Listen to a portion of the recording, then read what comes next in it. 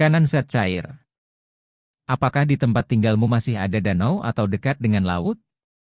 Pernahkah kamu menyelam ke dasar laut atau danau? Apa yang kamu rasakan pada tubuhmu?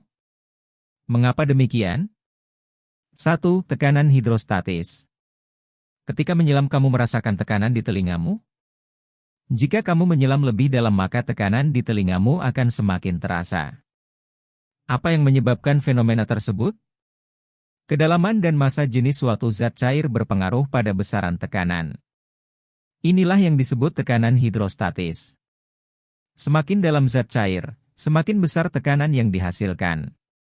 Semakin besar massa jenis zat cair, semakin besar pula tekanan yang dihasilkan. Pada bagian sebelumnya kita sudah memahami bahwa tekanan merupakan besarnya gaya persatuan luas permukaan tempat gaya itu bekerja, secara matematis dirumuskan sebagai berikut.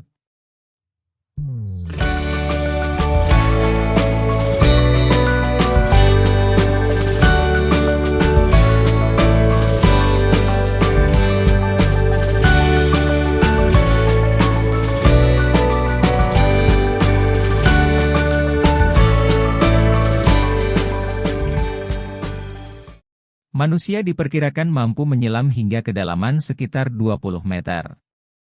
Lebih dalam dari itu, tekanan air akan semakin besar, lebih besar dari 240.000 Pascal, dan paru-paru manusia tidak akan dapat menahannya.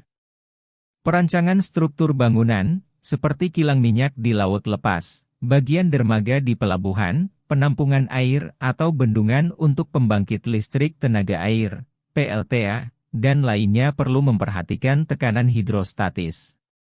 Kapal selam juga dirancang sedemikian rupa dengan memperhitungkan tekanan hidrostatis air laut sehingga dapat menyelam sampai ke kedalaman ratusan meter tanpa mengalami kebocoran atau kerusakan. 2. Hukum Archimedes. Kita telah mengetahui bahwa tekanan hidrostatis merupakan poin penting yang harus diperhitungkan dalam merancang kapal selam. Perancangan struktur kapal selam dan pemilihan bahan pembuatannya mempengaruhi tekanan hidrostatis. Kira-kira bahan apa yang sesuai untuk pembuatan kapal selam? Salah satunya adalah baja. Baja merupakan logam yang terbuat dari campuran besi dan karbon. Dengan demikian, massa jenis yang dihasilkan lebih besar daripada massa jenis air laut sehingga baja dapat menahan tekanan hidrostatik air laut. Coba kamu perhatikan, saat suatu benda dimasukkan ke dalam air, benda tersebut terlihat lebih ringan sehingga sepertinya massa benda berkurang.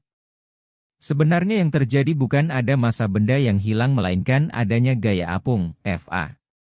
Gaya apung mendorong benda ke atas atau berlawanan dengan arah benda. Secara matematis, dapat dituliskan sebagai berikut.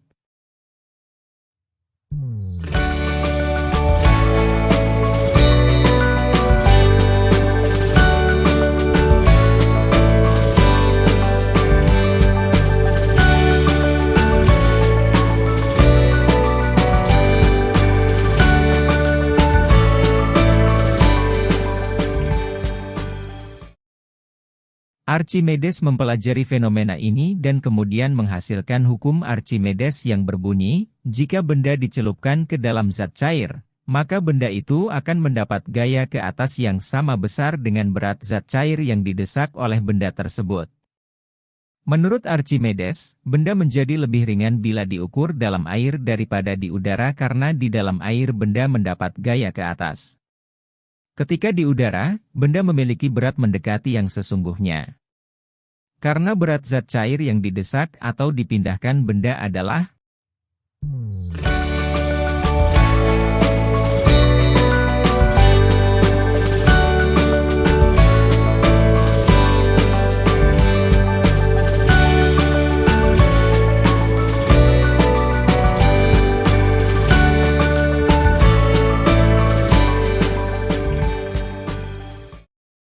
hukum Archimedes sangat berguna sebagai dasar pembuatan kapal laut atau kapal selam.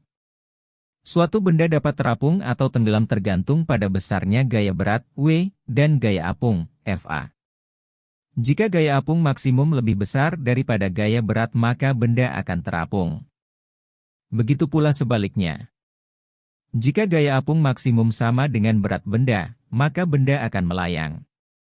Gaya apung maksimum adalah gaya apung jika seluruh benda berada di bawah permukaan zat cair. Mengapa kapal laut yang terbuat dari logam tidak tenggelam, bahkan yang besar sekalipun? Saat kapal laut berada di posisi tegak, kapal laut dapat memindahkan air laut dalam jumlah yang cukup besar.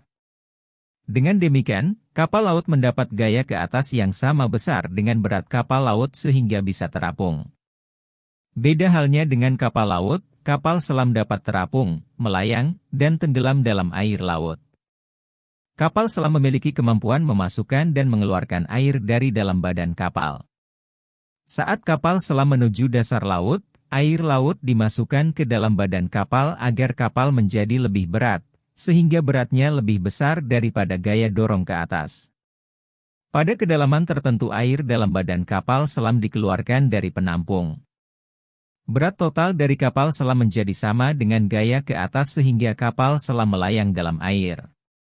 Saat kapal selam akan mengapung ke permukaan, air dalam kapal selam dikeluarkan lebih banyak sehingga volume total dari kapal selam menjadi lebih kecil daripada gaya ke atas.